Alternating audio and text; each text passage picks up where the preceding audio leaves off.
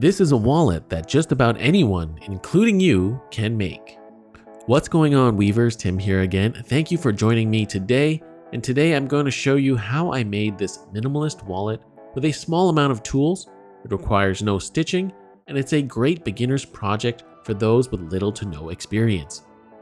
So please watch till the end because I ran into a few hiccups that I'd like you to avoid. So let's get started. In terms of materials, you're going to need some leather, and I'm using this piece of Wickett & Craig buck brown harness leather I sourced from OA Leather Supply here in Canada.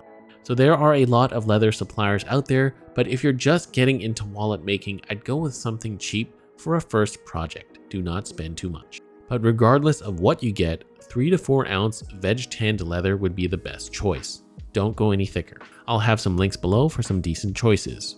Then for the tools, the minimum you'll need are some scissors, a craft knife or precision knife, some tape, and access to a printer. These next 3 tools are optional.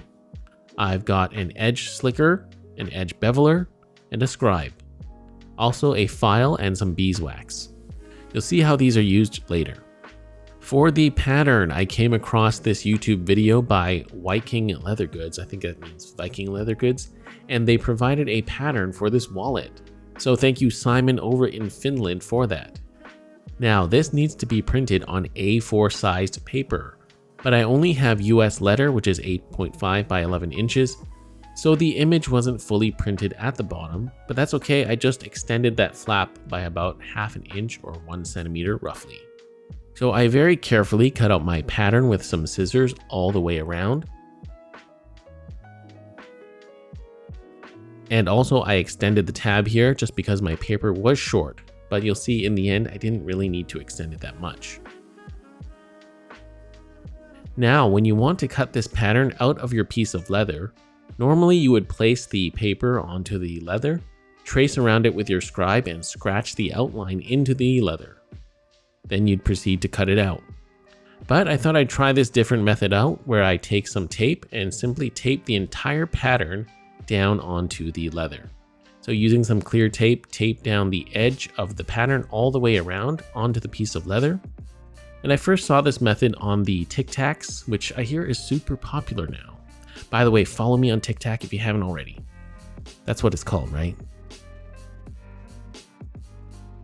Anyhow, moving on. So with the pattern taped down, we can now cut the entire piece out. For the straight lines, I'm using a ruler, and make sure you have a sharp knife. If you can't cut through the entire piece in one cut, you may have to do a second pass or second cut, so just be sure to keep your ruler in that place before the cut is done. But ideally, because it's only one piece of leather, try to cut straight through in one go. Also, there are 2 lines to cut on the inside of the piece. I marked the ends with my scribe and cut them after, but you could do them before you cut the outline out too. So with our pattern now cut out, I can see that some edges aren't completely clean, and here is where I'm going to use my file to sand down and smooth out those rough areas. You can also use sandpaper too, of course. A medium grit will do, and then you can finish with a slightly finer grit. So just sand and smooth down those rough edges and try to get rid of any loose fibers that are sticking out. Now if you're using chrome tanned leather, it will not smooth out as nicely, and also you won't be able to burnish the edges as smoothly as vegetable tanned leather. With the edges cleaned up, you can actually stop here if you want to. The wallet is fully functional, but I'm going to take it a step further and burnish the edges. So using my edge beveler, this is going to shave off the corner of the edge of the leather and leave a nice bevel. So as you can see, after beveling, that hard edge is kind of removed, and I'm going to bevel both sides of the edges and go all the way around. So this step is necessary if you plan on slicking the edge, because if you don't, the edges of the leather will kind of mushroom out and look ugly. And again, I'm beveling both sides of the leather, the skin side and the flesh side. Go all the way around and do all the edges. However, you don't need to do the 2 slits on the inside of the piece. Now I'm using a size 2 beveler, but I've seen a lot of professionals use a size 0. I couldn't find a 0 though. Lastly, I'm going to take my beeswax and rub a small amount on the edge of the leather.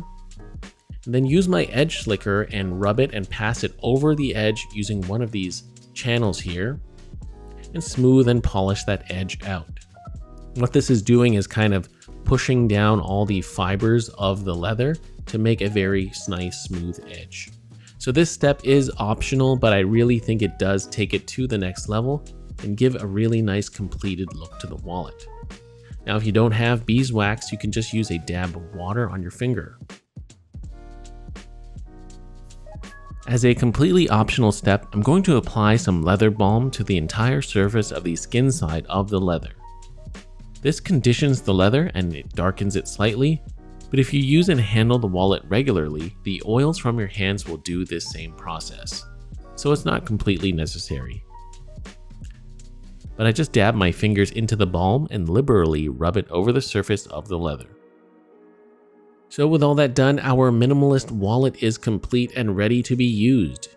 You simply fold over this middle piece, the bottom tab comes up and through the slit here, and the top flap comes down and into the second slit.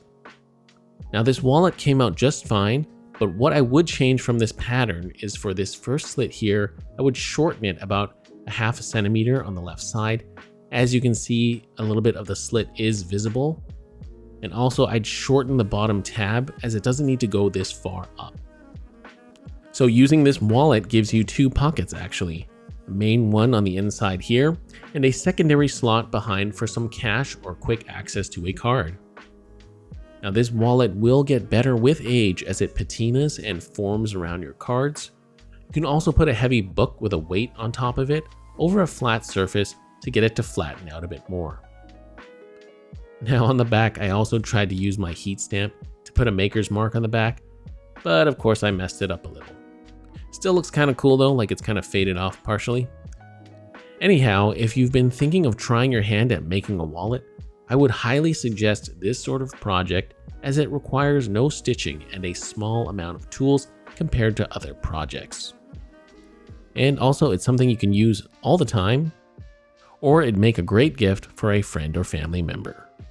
Try it out and let me know what you think.